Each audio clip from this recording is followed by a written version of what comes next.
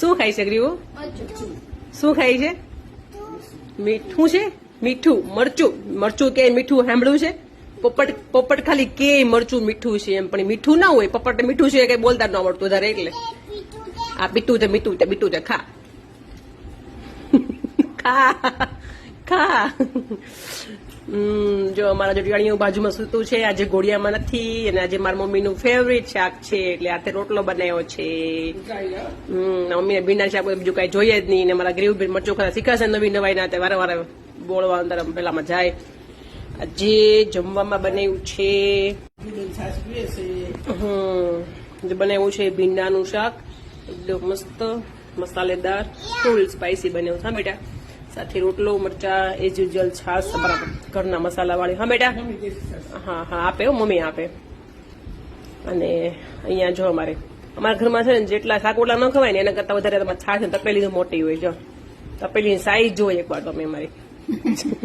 છાશ પીવે એટલે રોટલી શાક ન ખાય એના કરતા વધારે તો છાશ પીવે. જોકે કાઠિયાવાડીઓને લગભગ છાશ વગર ચાલે જ નહીં. પીઝા ખાધા હોય ને તો એ છાશ પીવા તો જોઈએ જ. કોલ્ડ ડ્રિંક્સ તો નહીં કે મેં નહીં, પણ છાશ તો પેલા. તો આ છે મારા ઘરની આજની બપોરની કહાની. અને આ છે મારા ગ્રીવબેન. ચલો ગ્રીવબેન ટાટા કરો. હા બેટા, હા બસ છાશ. તને છાશ બોલતા આવડી ગઈ, નવી નવાઈ કરી. બીજું કઈ? તાતા બોલતા આવડી ગયું. બીજું કઈ? શું છે? હોતી નો કે એ રોટલો છે, અલગ છે રોટલો. શું છે? રોટલો. હા ચાલો ખાવા કે. મગરીવ બેન રોટલો ને છાશ. મગરીવ ભીંડાનું શાક ફેવરેટ કે બેટા? તને ભીંડાનું શાક બહુ ભાવે ગ્રીવ? હે ગ્રીવ ભીંડાનું શાક ફેવરેટ કે બેટા? તને બહુ ભાવે ભીંડાનું શાક? હા ચાલો ટાટા કહી દો બધાને. જમી લો એમ કે ઘરે હો ઘરે જમી લો કે. બા તમે ટાટા કરો હવે.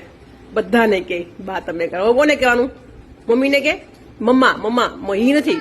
હા ભૂલી બહુ જાય કે મમ્મા કે પેલા ભાભી કે ભાભી માંથી ઈ કેવા મળી. ઈ માંથી મમ્મી ઉપર આવે છે ધીમે ધીમે. ચલો ટાટા, જમી લઈએ.